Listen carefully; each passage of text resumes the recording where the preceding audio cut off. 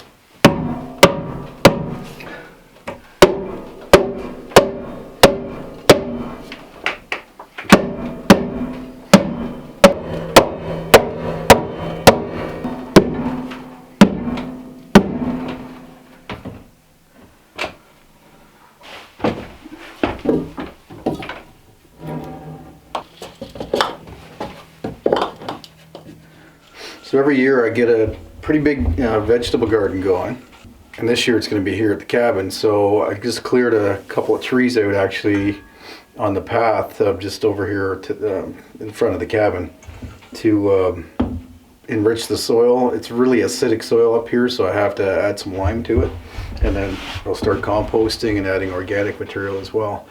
But it's just sunny enough, I think, that I can grow vegetables.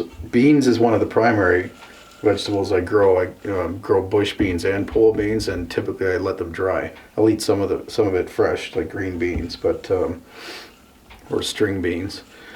but a lot of it I let dry, and then I store it in jars like this. So I'm starting to stock the shelves here. It's something that lasts a long time, almost forever once it's dried, and it's extremely healthy, so I'll be cooking a lot more bean meals. So I've been soaking these beans all day, and then I'll cook up some rice. Yeah, I think that's what I'll do. So I'll put rice and beans in a pot with some stewed tomatoes and some onions and garlic and stuff like that, and I'll eat that for lunch tomorrow as well. So I'm going to put this on the fire for about an hour, like I said, and then I'll go back outside.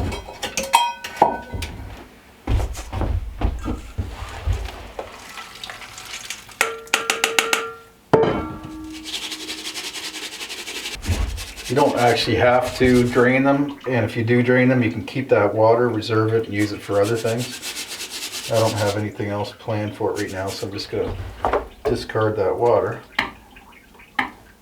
and get some fresh stuff.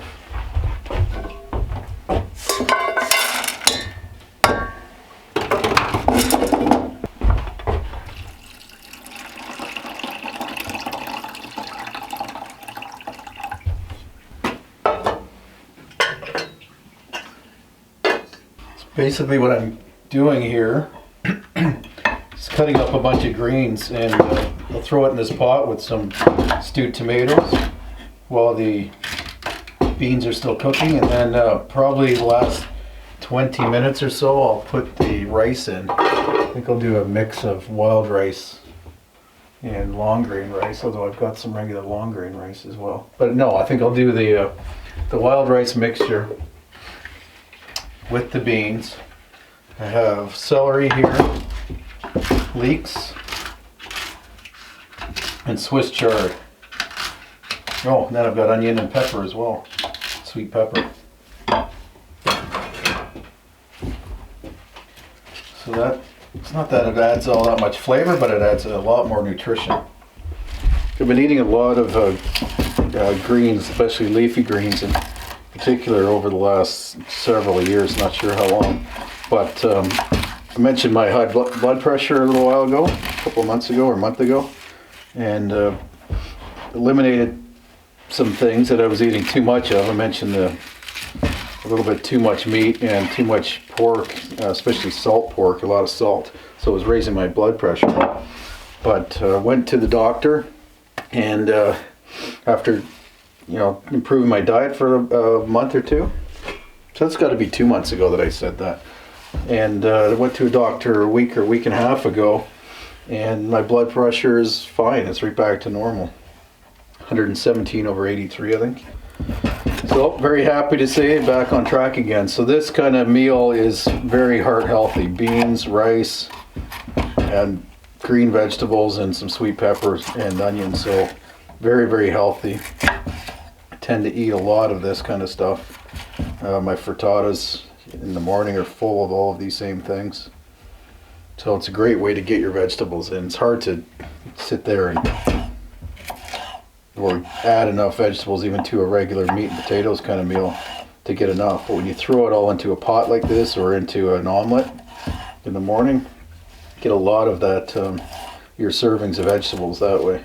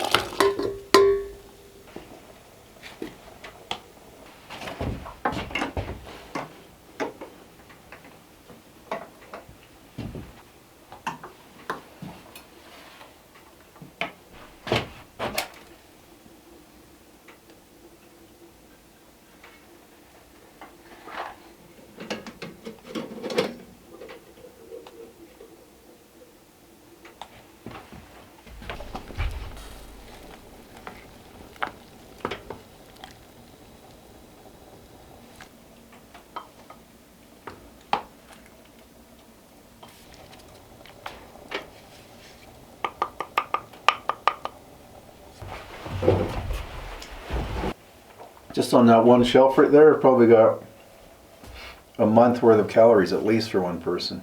At least. More than that. And it'd be way less than $100 there. If I bought it all, and even if I paid, even if I bought organic.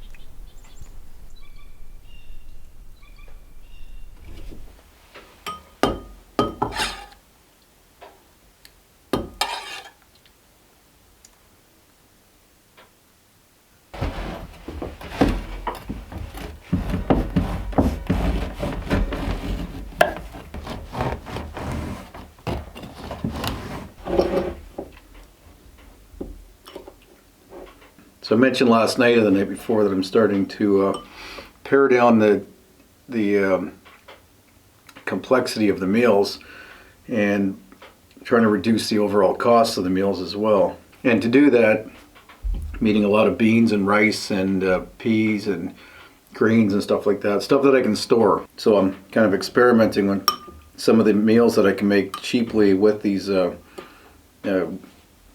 ingredients that I have stored in the mason jars up on the shelf here. So tonight I'm having rice, split peas, a tomato, stewed tomatoes, onion. Is that it? Got the sourdough bread, which this one is, not sure, yeah, this one's whole wheat. My wife also made rye this week as well. That's why I was checking to see what it was. So sourdough, whole wheat sourdough bread.